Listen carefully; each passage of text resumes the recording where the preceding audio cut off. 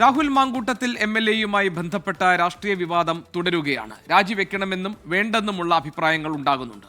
എന്താണ് പാലക്കാട്ടെ ജനം ഈ വിഷയത്തിൽ പറയുന്നത്? MLA എവിടെ എന്ന ചോദ്യത്തിൽ ഇവർക്ക് ചില കാര്യങ്ങൾ പറയാനുണ്ട്. നോക്കാം. പാലക്കാട്ടെ കോട്ടയിൽ നിന്ന് ശ്രീകുമാരൻ തയ്യാറാക്കിയ റിപ്പോർട്ടിലേക്കാണ് ഇനി. Hello, good morning. പാലക്കാട്ട് നല്ല മഴയാണ്. അതിനപ്പുറത്തേക്ക് രാഷ്ട്രീയ വിവാദങ്ങളുടെ ചൂടിലാണ് പാലക്കാട്. രാഹുൽ മാങ്കൂട്ടം MLA പാലക്കാട് നിന്ന് പോയിട്ട് ആഴ്ചകൾ പിന്നിടുന്നു. വിവാദങ്ങൾ ജനങ്ങൾക്ക് എന്തു പറയാനുണ്ട്? ഒരു MLA ഇല്ലാണ്ടാക്കി, അത്രയേ ഉള്ളൂ. അല്ലാണ്ട് രാഷ്ട്രീയം അധികം ഇവിടെ ഇല്ല. ഞങ്ങൾ നടത്തത്തിൽ രാഷ്ട്രീയം അധികം ഞങ്ങൾ സംസാരിക്കാറില്ല. പക്ഷേ MLA ഇല്ലാണ്ടാക്കി. ഇല്ലാണ്ടാക്കിയത് അയാൾ തന്നെ അത് ഇല്ലാണ്ടാക്കിയത്. അത് സത്യാവസ്ഥ എന്താണെന്ന് അറിയില്ല.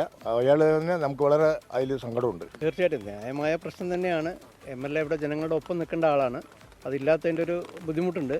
പക്ഷേ ഈ പരാതികളെന്ന് പറയുന്നത് നിയമപരമായി മുന്നോട്ട് പോയിട്ട് വരേണ്ട കാര്യങ്ങളാണ്. ന്യായമായും കോടതിയുടെ മുമ്പിലൂടെ കാര്യങ്ങൾ പോട്ടെ, അപ്പോൾ വ്യക്തത വരുമല്ലോ. ഒന്ന് സൂക്ഷിക്കണമായിരുന്നു രാഹുൽ. ഒരു അബദ്ധം പറ്റിയിട്ടുണ്ട്.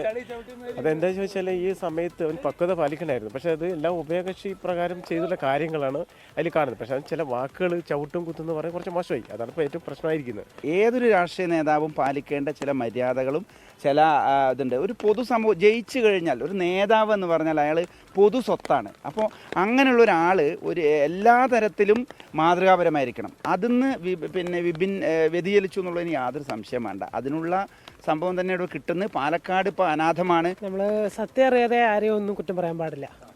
എന്താ സത്യം എന്ന് അറിയില്ല. നമ്മളതുകൊണ്ട് ആരെയും അങ്ങനെ പറയാൻ പാടില്ല. അതാണ് ശരി.